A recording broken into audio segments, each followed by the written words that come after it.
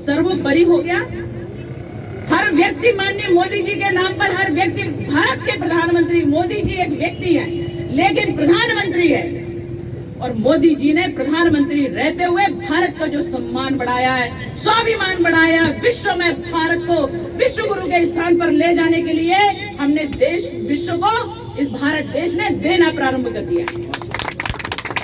हम भिखारी नहीं है, हम दाता बन गए हैं और ये हमारी देशभक्ति है। कुर्सी तो हर कोई चाहता है, प्रधानमंत्री हर कोई बनना चाहता है, पर होने लायक हो तो। जब देखो तब सैनिकों का अपमान हो जाता है। किसान किसान है, किसान अन्नदाता है। सैनिक देशभक्त उस प्रकार से है कि वो देश पर खड़े होकर अपनी जान को न्यौछावर करके देश की रक्षा करता है, इसलिए वो देशभक्त है और उसकी भूमिका देश की रक्षा के लिए है। किसानों की महत्ता खेती और किसानी और हमारा पेट भरने के लिए है।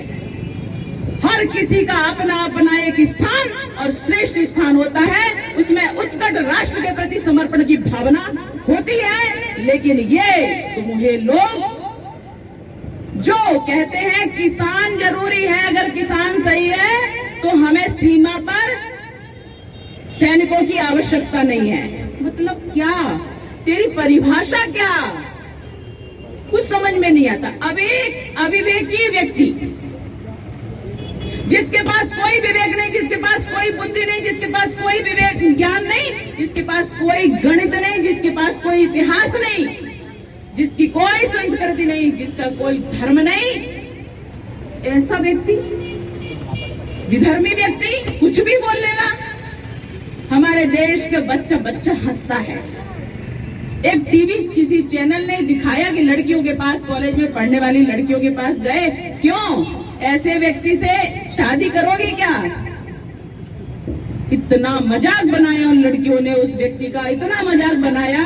ऐसा व्यक्ति सपने देखता है, उसकी अम्मा भी सपने देखती है। वहां से दूर देश से, इटली से बैठ करके भारत में अपनी औलादों को प्रधानमंत्री बनाने का स्वप्न देख रही है। क्यों भैया? ये सनातनी राष्ट्र है, यहाँ राष्ट्रभक्ति पैदा नहीं की जाती है, प्रारब्ध से आती है। जन्म और जन्मांतर की तपस्याएं इस देश के लिए जो जीता है और मरता है वो पुनः जन्म। ये सनातनी परंपराएं हैं, इनसे टकराओगे तो कहीं से अता पता नहीं रहेगा। ये देश सनातनी है और इस देश में, इस देश की निष्ठा रखकर ही रहा जा सकता है। इस देश में जन्मते हो, यहाँ का खाते हो, यहाँ का पीते हो, यहाँ जीते हो, यहाँ का इलाज लेते हो और यहाँ भ्रमण करते हो, हर कुछ यहाँ करते हो। और निष्ठाएं अगर किसी और के प्रति, और देश के प्रति हुई तो ये देशभक्त सहन नहीं करेंगे।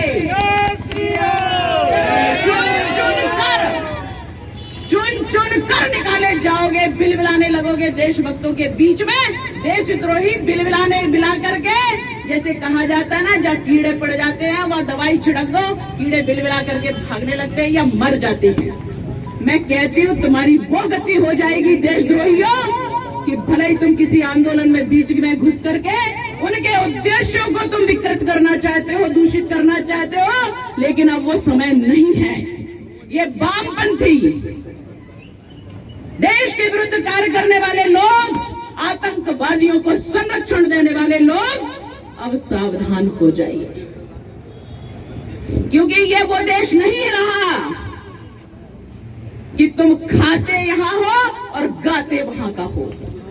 ये वो देश नहीं रहा कि तुम्हें बुला करके हम जो टैक्स देते हैं उस टैक्स पर तुम्हारा इलाज करवाएं, उस टैक्स पर तुम्हें हम खाने को दें और अपने ही देश में गद्दारी करवाएं।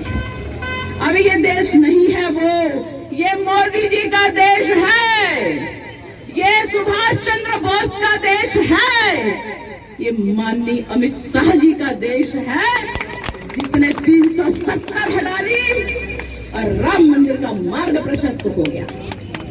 जोर से बोलेंगे जय श्री राम।